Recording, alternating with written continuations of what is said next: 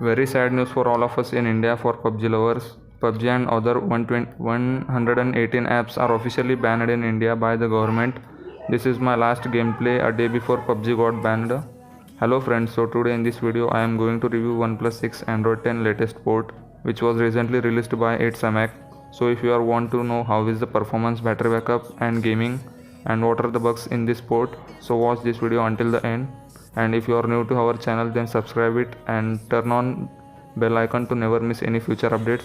And if you are enjoying this video, then hit the like button and comment if you have any query. So let's get started.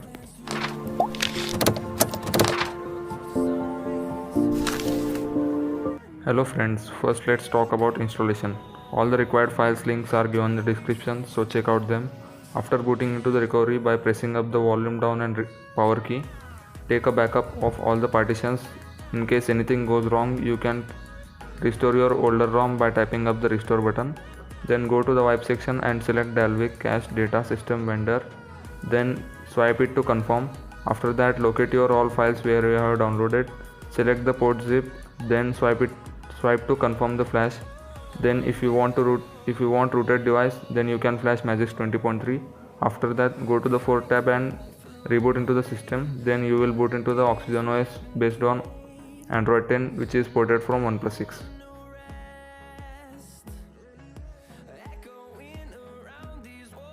The ROM is by default not Play Protect certified. For that you have to clear the data and cache of Play Store application.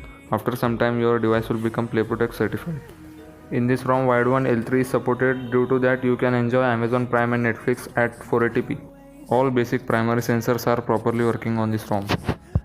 SafetyNet is failed on this ROM without root, so you can't use Payments app on this ROM without rooted device. But after rooting it with Magisk 20.3, the CTS profile and basic integrities are true, so you can use Payments app like Google Pay and Paytm, which works properly on this ROM. In About Phone, all specs are well organized, and Oxygen OS version is 10.3.5. You will get July security patch, which is quite older. By default it comes with AOSP kernel, but I faced a lot of camera related issues. That's why I flashed the latest Smoky AS kernel. As now you can see, the last core is on default AOSP kernel, but first one is from Smoky AS kernel. Geekbench score is average, but you have not to worry about the performance. All basic quick toggles like mobile data, Wi-Fi, Bluetooth, hotspot, nightlight are properly working on this ROM, but sometimes hotspot will not turn on. For that you have to tap again on hotspot, then it will work fine. Apart from that, you will get extra quick toggles like screencast, VPN, focus mode and so on. After flashing this port, update your launcher via the Play Store. You will get very useful feature in quick search. In that quick search you can search apps, songs, videos, and you can perform calculations quickly via the calculator app.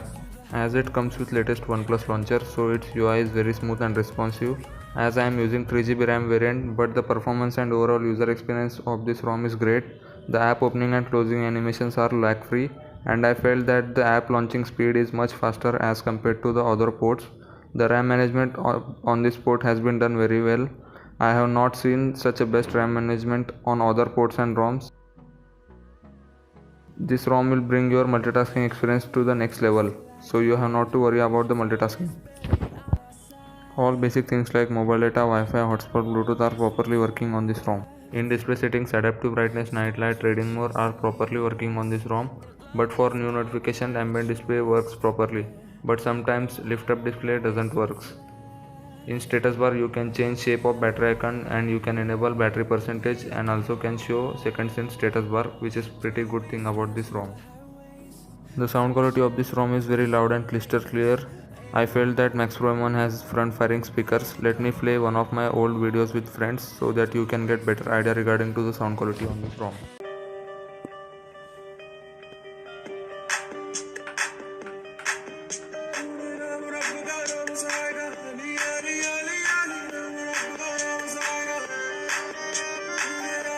To API is by default enabled in this ROM, but with default AOSP kernel you might face shutter lags in GCam and photos does not click properly on this ROM. But with Smoky AS kernel you will not face such kind of issues, so that I can recommend you to use with this ROM with Smoky AS kernel. Here are some samples that I clicked with GCam 7.2. Link of that GCam is given in the description.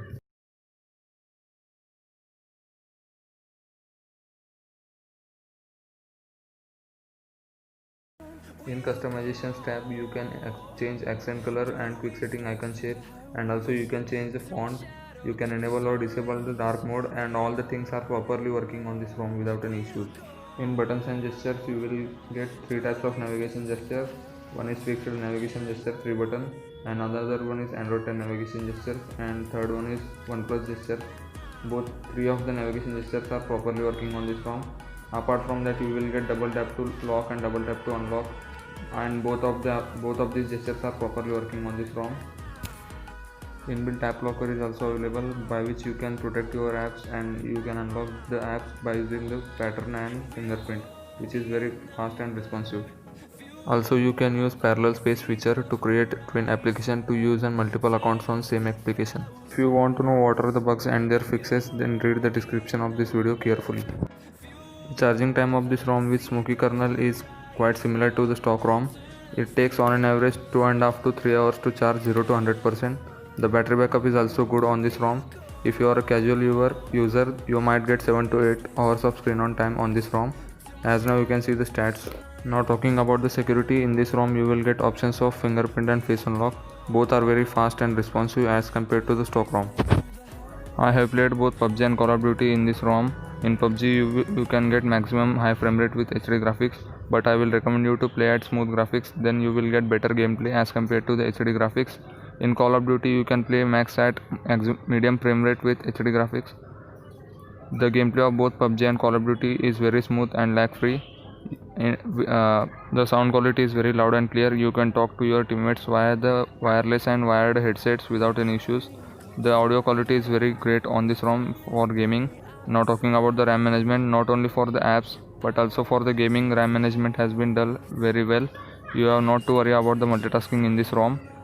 My final verdict is that if you want good sound quality with good gaming, then I will recommend you to go with this ROM with Smoky AS kernel, because it provides you best loud and clear audio output with best security and fastest and reliable fingerprint and face unlock options, and it provides you lag free gaming. So that's it for this video guys. If you have enjoyed this video, please like this video and subscribe to our channel and turn on notification bell icon to never miss any future updates like this video. Thank you for watching this video. Goodbye. Take care.